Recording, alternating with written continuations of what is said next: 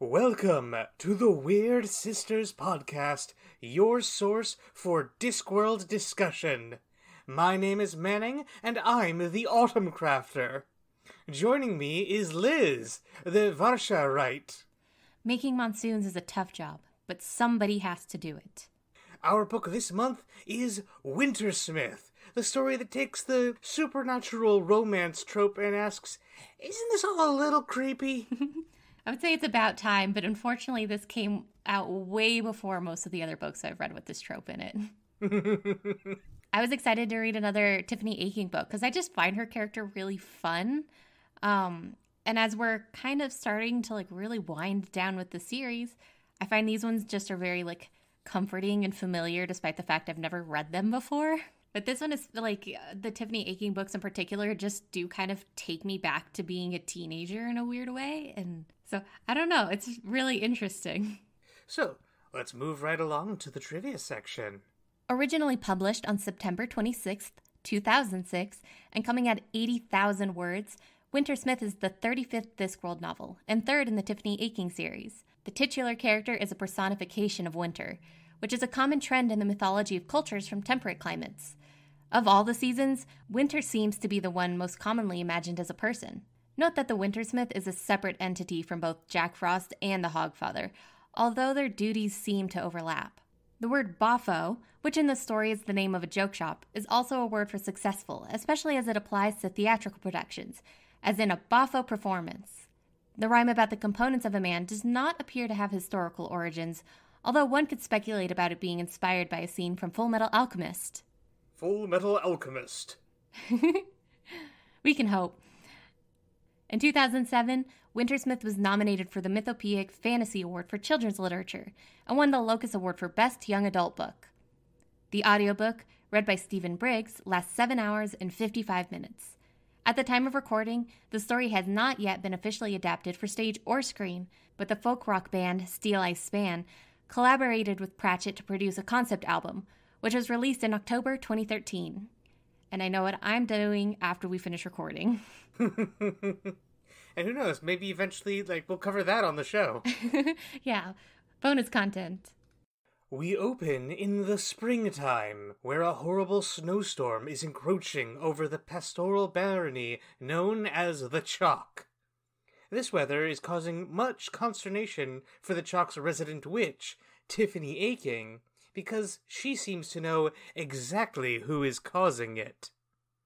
It's an unusual story structure for a Discworld book. We don't tend to get many flash forwards. Yeah, it definitely caught me off guard a little bit. And I definitely thought Pratchett was taking the advice, figure out where the point of your story starts and chop as much off the front of that as possible. Really to heart here. I also feel like the reason why it's structured this way is so that the reader understands throughout the story that the Wintersmith is dangerous. Mm-hmm. And just the more romantic scenes that take place between now and then have this undercurrent of menace because of it.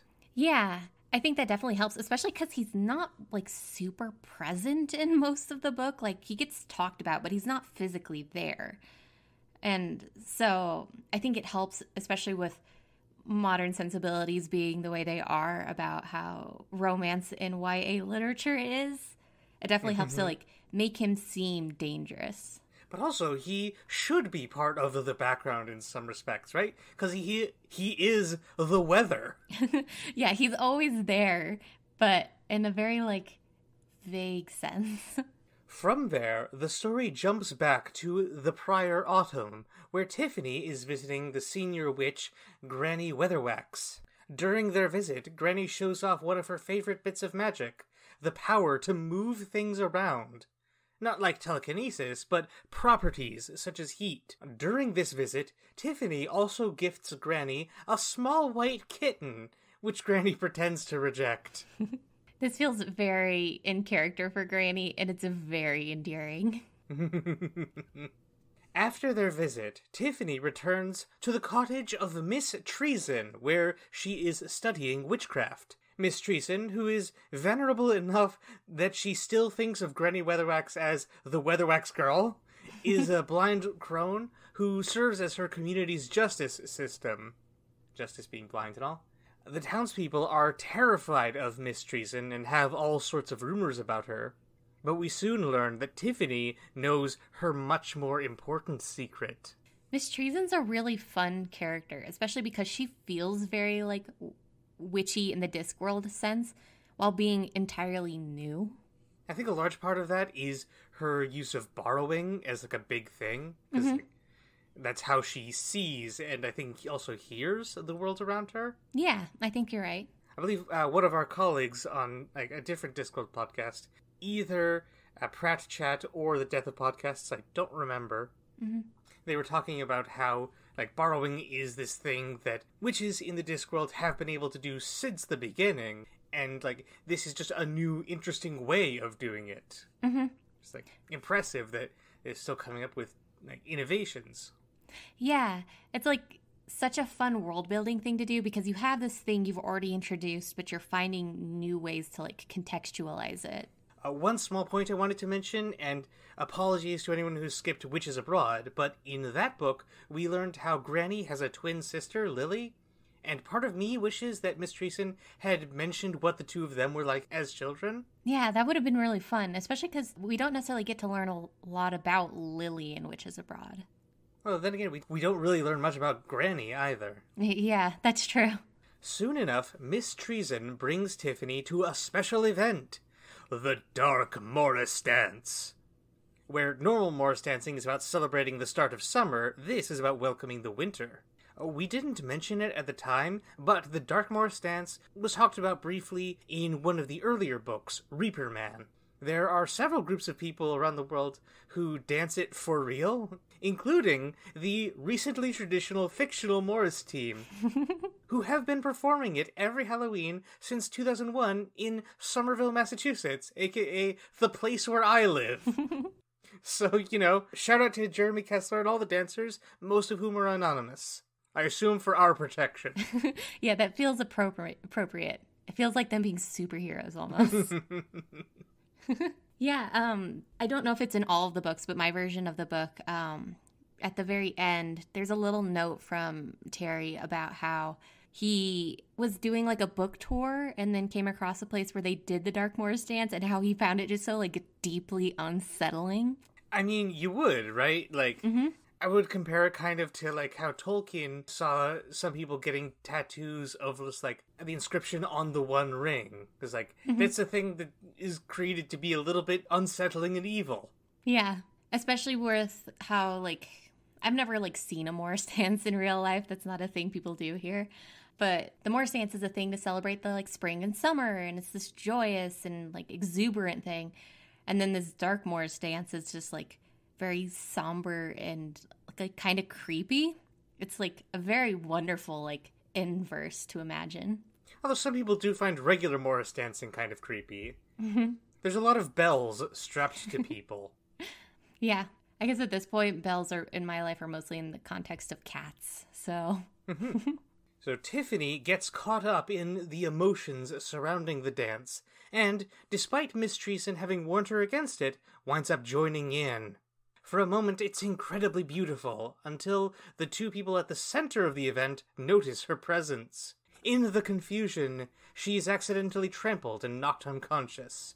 It's mentioned, I think, a little bit later on, why Tiffany just like got caught up in the Dark Morris dance is because it is part of just like the seasons and the world and the land, and it's been established in previous Tiffany books that she has this deep connection to her home country, the Chalk.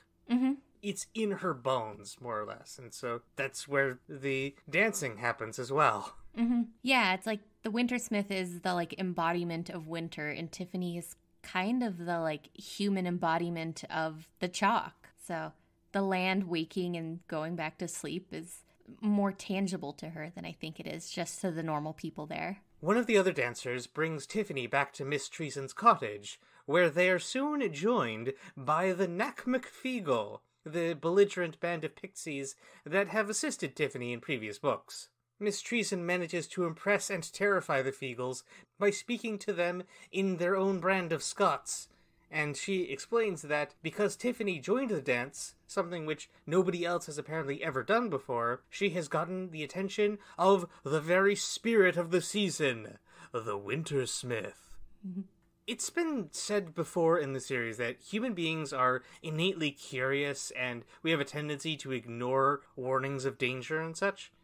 Given that this dance has been happening every year for presumably centuries, it strikes me as odd that nobody has ever joined in the way Tiffany did. Yeah. It seems just very against the nature of people. Although maybe there's something to be said that because Tiffany has such a deep connection to the land that she was unfortunately just the very wrong person to get caught up in it. I'd buy that. When Tiffany wakes up, Miss Treason badgers her about failing to follow instructions. Upset with her and herself, Tiffany storms out of the cottage, where she meets the Wintersmith again. And he returns a personal item to her, a silver necklace that she had been given by her not-boyfriend, Roland, the son of the Baron of the Chalk. The necklace is so cold that it actually burns Tiffany's hand, and her yelp of surprise scares the Wintersmith away. Yeah, like, throughout the book, Tiffany returns to this burn on her hand multiple times whenever she's thinking about the Wintersmith. I think it does help to, like, accentuate the fact that, you know, he's dangerous just by the very nature of being the embodiment of winter, because winter can get, like, deathly cold and dangerous, and even though he did a nice thing, that doesn't mean that he's necessarily nice. Around here is also where we meet Horace, who is an animated wheel of cheese. Moving on. No. Yeah. Now, I think he exists largely because Terry Pratchett loves having those side characters who don't actually talk, but have big personalities. Yeah, it definitely seems like Horace was, like, a fun idea. But does it, like, really do anything for the book? I think he disappears, like, halfway through. Yeah, he really does. Although, actually, he joins the Mac McFeagle clan.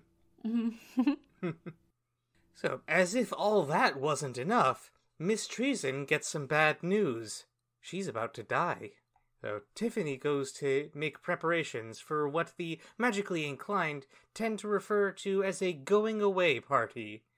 Basically a funeral while the deceased is still alive and able to give away inherited items in person. None of the townsfolk believe that their witch is going to pass away, although they're all eager to share about some of the weird things she's supposedly done or has.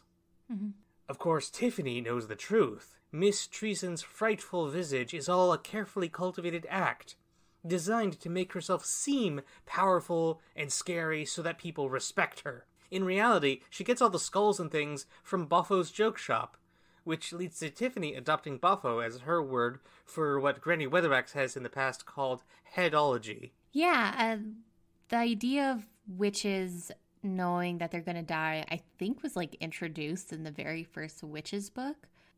I know it was mentioned fairly early on, but it's really interesting to see, like, how that actually impacts how, you know, they interact with death and how they interact with each other regarding death. Because, yeah, I mean, if you know you're going to die, like, you might as well do something for it and get to enjoy the party instead of letting it happen after.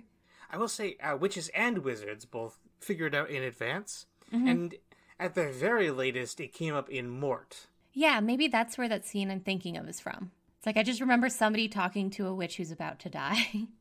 We cut away briefly to Roland, who is hiding in the castle. His father is very ill, and since he's not of age to take over as Baron, his two horrible aunts have moved in and are trying to steal as much treasure as they can for themselves.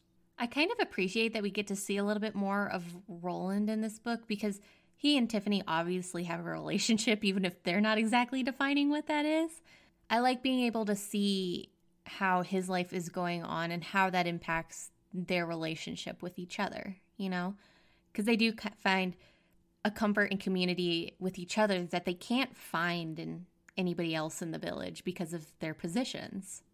While Tiffany continues to get tokens of affection from the Wintersmith, including snowflakes shaped like herself and roses made of ice, witches begin to arrive for the going-away party. There is also some discussion about who will take over Miss Treason's cottage when she's gone.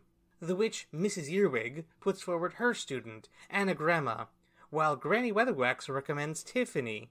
It's ultimately decided that, as the older witch, Anagramma should take the cottage, although Tiffany suspects that she will not be able to handle the messier and more mundane tasks that come with a witch's actual duties. Yeah, we've seen how Miss Earwig's style of magic has worked in theory up to this throughout the Tiffany Aching books, and so now we have to see how that actually works in practice with a working witch like Anagramma is supposed to be here. Yeah, we met Anagramma in the previous Tiffany Aching book, right. A Hat Full of Sky. We'll probably want to discuss a little bit more about how she changes at the end when we get to go over her arc. Yeah. Mm-hmm. Elsewhere, the Wintersmith is trying to find a way to earn Tiffany's affection and decides to make himself human. In searching for the recipe for how to do this, he finds a small group of children singing a rhyme about the things that make a man, and he sets off to acquire all of those items listed as being of comparable quantity, up to and including an iron nail. In the scene where the Wintersmith is talking with the kids, there's one kid who's bundled up almost entirely, and I choose to believe that that was not a South Park reference. I hope not. I hope it's just the way that people are very protective of very small children in the winter, and so you need to bundle them up so they essentially can't move. Back at the cottage, after the party and Miss Treason's burial, Granny Weatherwax explains that Tiffany has to throw away her necklace. It's connected to the Wintersmith now, and he can use it to find her. This is hard for Tiffany to do, since she doesn't own many personal effects, and also it was a gift from someone she cares about, but she still ends up tossing it in the river. Yeah, I think there are a lot of moments in this book that really show how Tiffany is growing up, because she's quite a few years older than she was in the first Tiffany Aching book. And, she just has such a greater understanding of what her place is in the world at this point. And so even though she doesn't want to throw the necklace away, she still does because she recognizes that the consequences of keeping it will bring. And thinking back in the first book, she might not have done that because she didn't quite understand why she would need to do that. Maybe, although she has always had this extremely practical and analytical attitude and been able to sort of depersonalize herself at least a little bit. I think she definitely just still had streaks of being an actual child in the other books, and here she's definitely a teenager. And those moments in the previous books where she was a child, she did get a little I don't know if petulance is the right word, because I think that is ascribing a little bit more maybe anger to it than I mean, but that I don't want to. More obstinance? Yeah. It soon becomes clear that Tiffany has inherited some of the Summer Lady's power, including the ability to make things grow, which she has no real capacity to control. Also having a hard time is Anagramma, who comes to find Tiffany at Nanny Ogg's cottage. She's panicking because Mrs. Earwig never actually explained or showed her all the duties of a witch, and now people are expecting her to deliver babies, cure ailments, and stay up all night with the recently dead. Tiffany is tempted to just let Anagramma fail, but realizes that one failed witch will seriously impact the entire profession, and so she rallies a bunch of other junior witches to discreetly teach Anagramma everything that Mrs. Earwig failed to understand. Yeah, I think this is a great moment, really showing both Tiffany and Anagramma's character and how their relationship with each other works. It does a lot with the relatively few number of words it gets. And also, really does show at the end of this scene how Anagramma is, so fundamentally, insecure. Mm-hmm.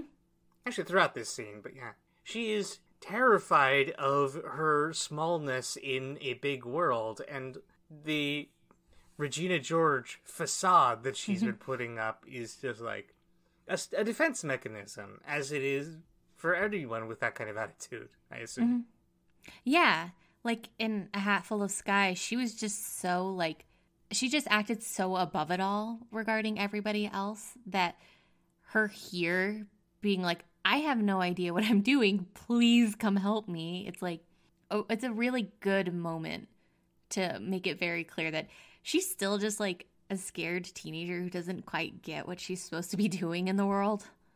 Yeah, I think on some level, most, if not all of us, still feel that way. Yeah. The montage about Tiffany recruiting the other young witches is fun, and I especially like how one of them points out to Tiffany that Anagramma is envious of her, which surprises Tiffany because she's been dealing with identity issues and repressed insecurity her whole life. Always is this subtle undercurrent in the narration. Yeah, and I think this moment's extra great because, you know, it is hard when you're in a situation to see why somebody may not like you. So having somebody else point out to Tiffany that Anagramma is jealous of her because of her power and all the cool things she's done, like, it makes a lot of sense that Tiffany would not be able to see that being too close to it. So, the Wintersmith finally completes his human body and finds Tiffany at Miss Treason's old cottage. There, Anagramma, operating under the assumption that the Wintersmith is attacking Tiffany, throws fireballs at him until he goes away. Yeah, and it's especially great because even though Anagramma and Tiffany have really acted like they don't like each other up to this point, but have been at least fairly polite to each other, you're like, this is a moment where Anagramma does kind of like show where she's at. Like, she'll stand by Tiffany in a very scary situation, like no questions asked. Back in Nanny Ogg's cottage, Granny instructs the Knack-McFeagles that the Wintersmith's counterpart, the Summer Lady, will need to be rescued from the underworld by a hero. And that can't be a Feagle, since they aren't afraid of danger, and a proper hero has to overcome their fear. Yeah, this is a good moment to bring back the running theme through the Discworld books where stories have power, so this needs to follow a story. Although, like, the whole thing about courage meaning the ability to do what you need to do even if you're afraid, I'm reminded of a parable about, like, a rich man wanted to build an orphanage and then realized that he was just doing it because he wanted to be seen as an important person, and the person he was talking to about that said, who cares? Build the orphanage anyway. Mm-hmm. It's like, I think you can do good things without always having to have the perfect reason for doing them, you know? Yeah, like a good thing at the end of the day is a good thing regardless of the intentions it took to get there. Yeah. Tiffany finally returns to the Chalk, where she feels ready to become the more or less official witch of the land, beginning with the chores on her family's farm. However, barely 2 days after she comes back, she's cleaning a pike that her little brother Wentworth caught for dinner, and what should be inside it but the silver necklace she tossed away. When she touches it, the Wintersmith finds her, and snow begins to fall. Yeah, this moment definitely put things together in my brain, and where it was like, okay, things are gonna get, like, really real now.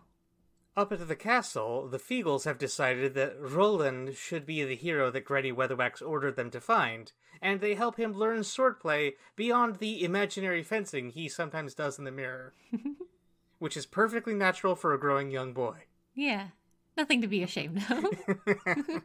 I'm honestly surprised that there wasn't more of a masturbation joke in there. I think if Nanny Ogg had been present in that scene, there would have been. Yeah, I don't think the book would have moved forward anymore if Nanny Ogg was there. At this point, we have caught up with the scene from the beginning of the book.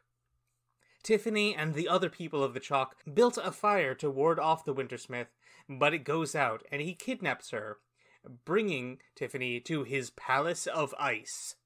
We can neither confirm nor deny if the Wintersmith sang a self-affirming ballad while he was constructing the palace, although he did sing an excerpt from an opera, from a Discworld opera. I think it's Uberwald Winter. That's excellent. Yes. The line that he sings from it translates to, "It got cold again." It's very appropriate then. Roland and the Feagles head down to the underworld, where they have to fend off monsters that feed on thoughts. After negotiating with the ferryman, Roland finds the sleeping Lady Summer and wakes her with a kiss on the cheek. Together, they escape from the underworld, with Roland using his imaginary sword to fight off the psychic monsters, and they all make it back to the land of the living. Mm-hmm. I do always enjoy the use of imagination as, like, an effective defense against things that interact with minds directly. You know? Mm-hmm. Yeah, especially here because of what Roland has been going through recently with his dad being sick and then his aunts, like, preying on everything. Like, he's obviously going to be confronting a lot of negative thoughts in his own life because how could you not? Yeah. And he just, like, goes absolutely buck wild fighting these monsters because he finally has a way to, like, fight back against these things that are just eating at him, but he hasn't been able to do anything about in his real life. In the Ice Palace, Tiffany explains to the Wintersmith that he doesn't understand the core principles of being human, which include the capacity to misunderstand the world into making sense, the power of Boffo. And so she kisses him and he melts away. Mm-hmm. Which is bringing back the balance trick that Granny taught her. And if I'm understanding correct, what happens is that she just, like, transfers the heat of the sun directly into the Wintersmith there. Mm-hmm. Yeah, which feels appropriate as her, like, kind of adopting a little bit of the persona of the Summer Lady, but also about her role and her experience as a witch. Although, like, I also melt into nothing when kissed by a pretty girl. Yeah, totally fair. Although, like, 13 is, like, not, no. But this moment's especially kind of tragic because it's so clear that the Wintersmith wants to be human and he just doesn't get what he's missing. And Tiffany kind of, like, sympathizes with him, I think, where she understands that he really wants it and understands that he just can't have it. He's just, like, fundamentally incapable of knowing what it is to be human, despite, like, regardless of how bad he may want it. It's a motif that occurs a lot throughout the Discworld books, is just, like, something that could not be human and wasn't, experiencing it and being fascinated by, like, what it is to be alive. Yeah. And it's especially a fascinating inverse of the, like, very common literary trope of people, like, wanting to be gods or becoming gods in the literal sense. That, like, these godlike entities like Death and the Wintersmith here get a little bit of a glimpse of what it's like to be human and just kind of become enamored with it and want it despite the fact that they're these immortal, all-powerful beings. With the Wintersmith gone and the Summer Lady back, the Dance of the Seasons can resume. But not before she gives Tiffany one more little taste of her power.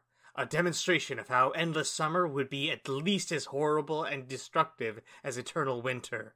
You know, it's equality. Yeah.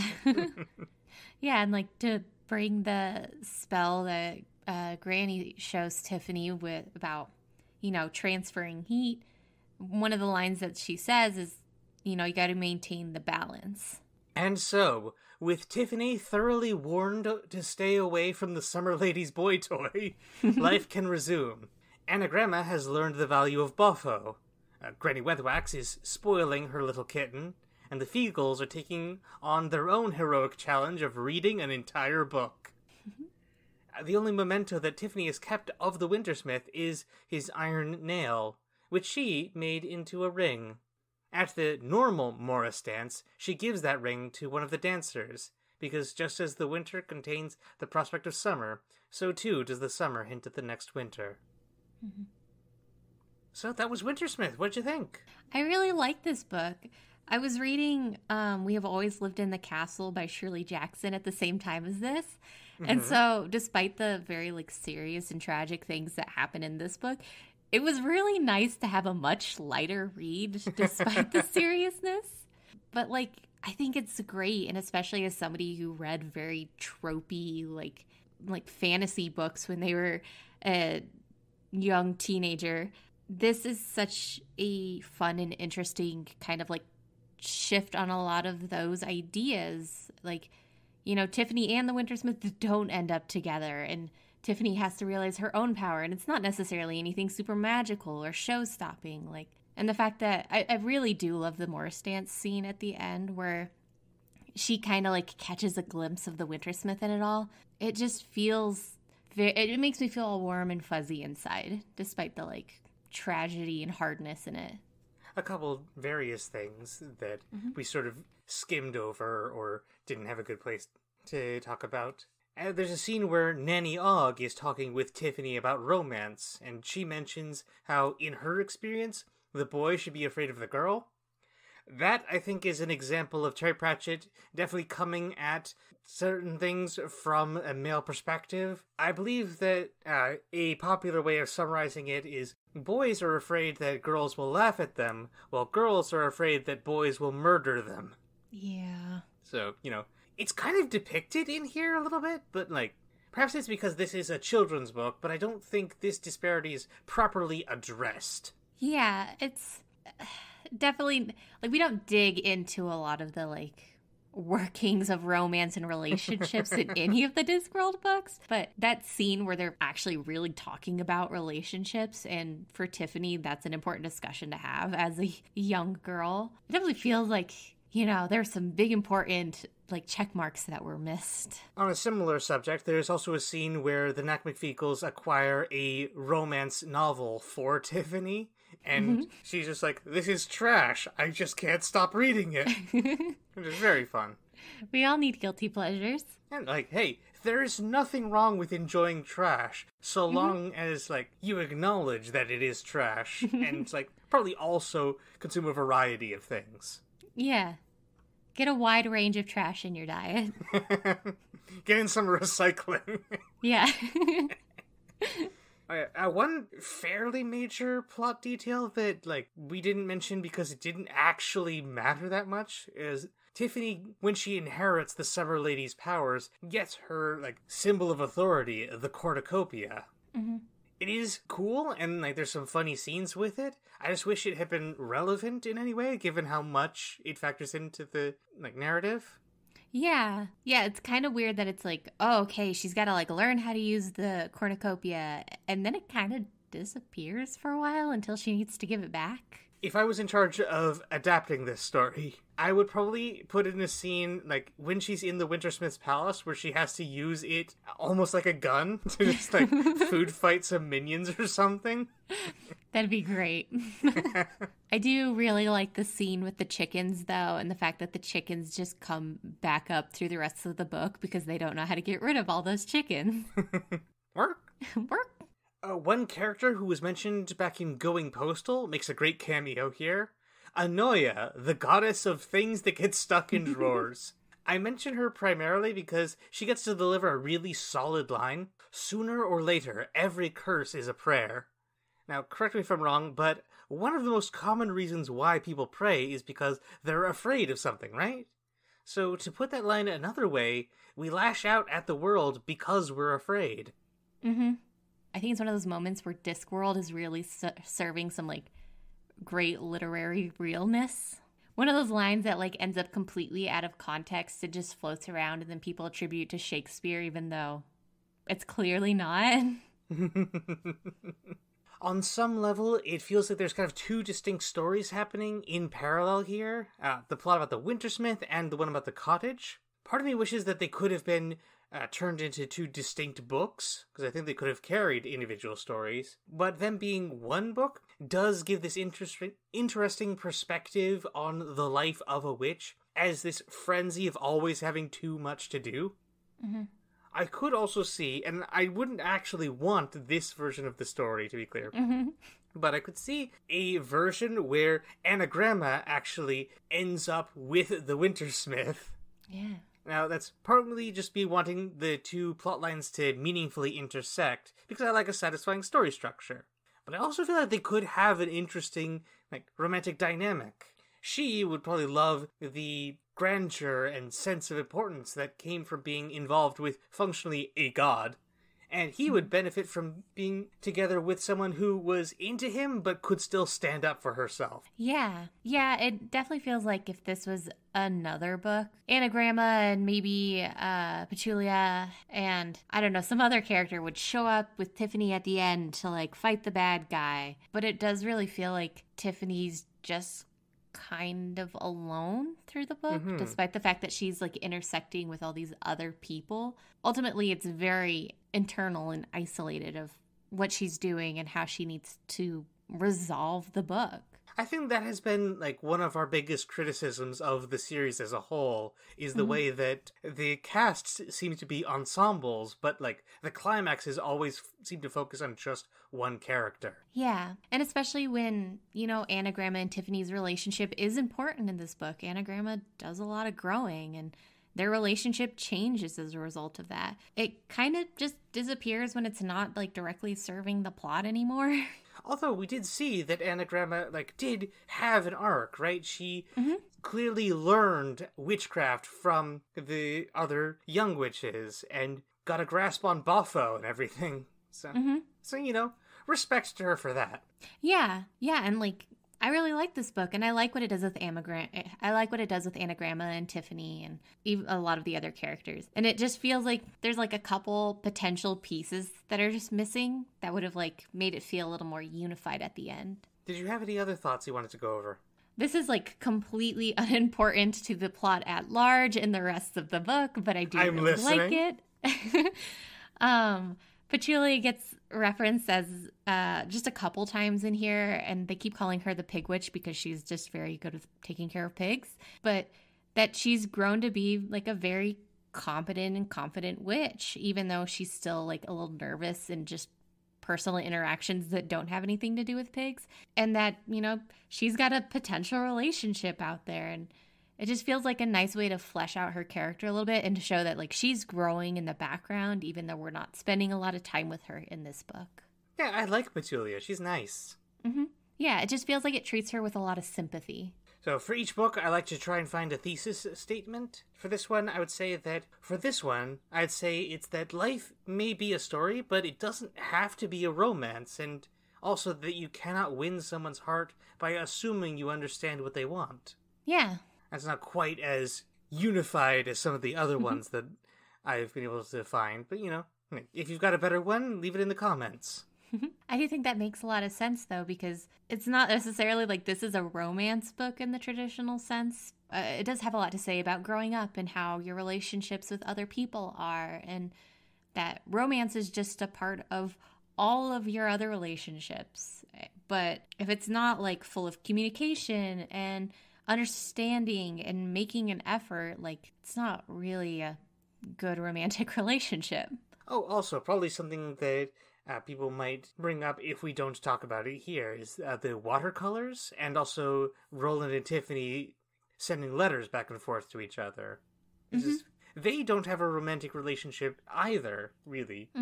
But, like, Tiffany is definitely very jealous when Roland mentions looking at another girl's watercolors, and also, like, has a lot of complex feelings when he sends watercolor paints to her. Yeah, and that makes a lot of sense because, like I mentioned earlier, they're obviously going to connect with each other in a way that they're both going to struggle to connect with other kids their age in the village, because they both went into the Fairy Queen's domain, and they both have these roles that just give them a power, but also isolate them from just, like, the normal people in the village. That, you know, in each other they find a sense of commonality and understanding, and it makes sense to, like, talk it out, especially with everything else they've got going on in their lives. But especially with, like, Tiffany's 13, 14 here. You know, she turns 13 during the course of the story. Yeah, so, like, she's very young, and it makes sense if romance is not necessarily, like, what she's looking for and how she's defining her relationship with Roland at this point. Oh yeah, one other thing I just wanted to touch on. I don't have a fully formed thought on this, but the way that Granny Weatherwax describes balance with, like, the seesaw metaphor and how the center doesn't move. And that's also kind of true of a wheel, just like the hub doesn't move from its position even while the edges go. And, like, that also ties into the cycle of the seasons and other things. And so just the theme of balance is like connected in a lot of different ways. Mm-hmm. Yeah, I think one thing that this book does really good is that it feels like there are concepts that are like pretty small. You know, they're not necessarily like these big overarching things, but they do pop up in multiple places throughout the book. So it feels like it has a good sense of what it's trying to do with those things. Yeah, so we're almost at the end. Thank you, as always, Liz, for joining me on this. Yeah, thanks for having me. And thanks to Willow Carter for our theme music, and to all of our listeners for coming along. If you enjoyed the show, please consider leaving a review, sharing it with people. That's always the best way for podcasts to get new audience members, is to be spread by word of mouth. Also, feel free to follow us on social media. We're on Facebook, Tumblr, Twitter, bunch of different places. And of course you can join our Discord server just to chat with us directly and hang out with other fun people. Yeah. Oh, and also, this will be kind of old news to anyone listening to this in the future, but congratulations to The Death of Podcasts for finishing the series. Well done. Yeah, great job. That's a task. We're right behind you, although yeah. we obviously are like well behind. Yeah. Yeah, we've got a little bit to go still. And of course, a big thank you to everyone who supports us on Patreon, including this month's recipient of the Patreon shoutout, Dave Gumbel. Thanks, Dave. And of course, we like to close out each episode with the fan vote for the favorite footnote. All witches are a bit odd. It's best to get your oddness sorted out early. Next month, we'll be taking a look at making money. Until then, the turtle moves.